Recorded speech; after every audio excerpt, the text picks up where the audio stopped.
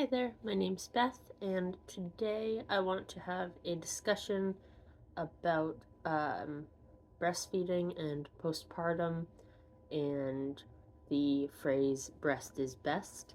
I want to tell you my journey through postpartum with feeding my child.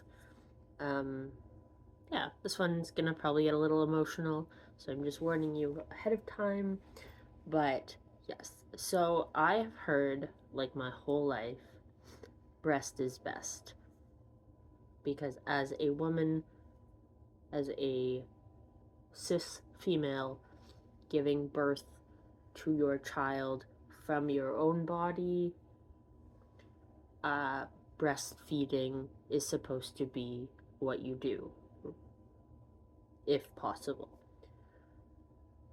And if I say anything that hurts or offends people, I'm incredibly sorry. I'm going to tell you my perspective on what happened with my body and my child. So I've always heard that. Then I started watching TikToks while I was pregnant, and I saw a lot of people being like, fed is best. And I completely agree with that. Like, as long as your child is fed, that is the best option, however, you are doing that. But throughout pregnancy, I was determined. I was like, I am going to breastfeed my child. That is what we're doing. That's how it's going to work. Apparently, there were other plans in place, but yes. So I got a pump from my sister-in-law. I got all of the postpartum care stuff. I got all the postpartum breastfeeding care stuff for myself, and I was just ready. I had a couple of bottles because I figured if I was pumping, they got to drink out of the bottle, but that's still feeding milk from me. So, yeah, that was the attitude I went into this with. Had my child, and I'm currently just over 7 months postpartum. Had my child. Perfect, beautiful little baby girl. Amazing. Had the first 24 hours in the hospital. Nurses came in, asked if I needed them to show how to breastfeed. Yes, of course. New mom, first time mom, never done this before. Let's have some assistance. All of the nurses that were helping were very small chested and showing one position for baby, and it just was not working. My baby was not tongue tied. She was kind of figuring out how to latch. She was like figuring it out, but also because I am a larger chested woman, she was struggling with keeping breathing while feeding. So the first, say, maybe not 24 hours, but say like 12 to 16 hours, we were struggling. We were working on it, but we were struggling. This was all in the hospital. I was in the hospital for probably 35 hours, roughly 35 hours for the first 35 hours of baby's life, just with the time she was born and how all of that came to be. So, around 16 hours in, thank God, this nurse came in who was a bigger chested woman, such as myself, and she had asked if I had heard of the football hold. My baby is 7 pounds 8 ounces and 20 inches long, so tiny little thing. And this nurse is showing me how to do it by like holding her at the side so that I have control over her breathing, her eating, all of that. And it was working. She was latching, things were going fine. We got out of hospital. They gave me the information for a lactation consultant. They gave me resources. Perfect. I'm like, this is fine. Let me just keep going. We had her 3-day checkup because in Ontario, at 3 days, babies need to have a checkup to make sure that they are gaining weight, everything is okay. Little lady was dehydrated because she was not getting enough. She had jaundice, and that was getting worse, so we had to do more blood testing on her. The jaundice was not from breastfeeding. So we spent basically every single day of the first week of her life going to various doctors and various clinics. I was trying so hard. I was trying to breastfeed. She wasn't getting enough food, so I started using the pump and pumping every 2 hours to try to get her food, and pumping for 20 to 25 minutes and then feeding her out of what I just pumped, and it just not being enough any time. she so I was struggling because I was so determined that this was my journey. This was going to be how I did it. Like, I was going to breastfeed. And my husband and I got into some disagreements. He was worried about her, and I was worried that I could do it. Like, I knew I could do it. And he was like, she's not getting enough. Like, we need to do formula to supplement. So we went to the 5-day doctor appointment, and the doctor asked, like, if she's eating, and I said, we're doing some formula and some breastfeeding. I'm still pumping.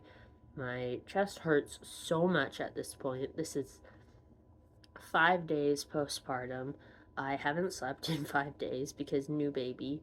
I'm up all the time because she was a great sleeper, but I was nervous about missing something. All of that on top of we were moving 2 weeks postpartum. There was a lot of stress around this time. And I'm going to say stress was a huge factor in how all of this turned out. So we ran out, like 3 or 4 days postpartum. We ran out to the store in the middle of the night to get a thing of formula to just make sure she was getting enough food. So we started supplementing. I went day 5, I went day 6 to a different clinic, I went day 7 to a different clinic to keep getting her checked for jaundice, for all of this. And every single doctor was asking, are you breastfeeding? And I had to say, I'm trying, but we're doing formula on top. And it's that look of judgment every doctor was giving, because breast is best. But when my daughter, who is perfectly healthy, is peeing little crystals because she's so dehydrated because I'm not providing enough, supplementing with formula. We hit about 2 weeks of me pumping every 2 hours for 20 minutes, me being physically in so much pain, mentally in so much pain, crying all of the time. Part of that was hormones from being postpartum, but it was a lot of just mentally not being able to breastfeed. So we just kept supplementing with formula. I kept pumping, and it was getting like an ounce maybe every 2 hours, and that was not enough. So around the 2-week mark, I knew my journey was done. I knew breastfeeding just wasn't working. And it was like, as soon as I decided that I couldn't do it anymore, I felt so much better. Mentally, everything felt better. Physically, I felt so much better. I knew she was getting fed. I knew she was eating. I knew she was growing. I knew she wasn't dehydrated anymore. And I knew she had a mama who was going to be okay and be there for her. My daughter has been fed on formula for over 6 months now. Exclusive formula. My daughter is in the 95th percentile for height and the 95th percentile for weight. My daughter has the best attitude to her. She is hitting and exceeding all of her milestones. And my daughter is fed formula. Because that is what I needed for my body and my mind. And my daughter has a mom who is present, happy, and thriving with her. So, the phrase breast is best is really frustrating because I thought everything would line up and breastfeeding would work out, and it clearly didn't. And yet my daughter is thriving, and she's fed, and that's it. She's fed, and she is thriving. So, that is, I think, all I have for you today. If you would like to share your experiences with any of this,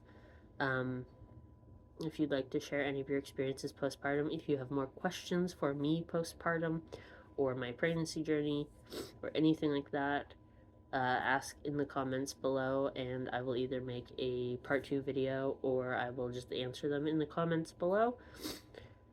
And yeah, until next time, have a great day or night. Thank you so much for watching and listening to me talk. And yeah, I will see you again really soon.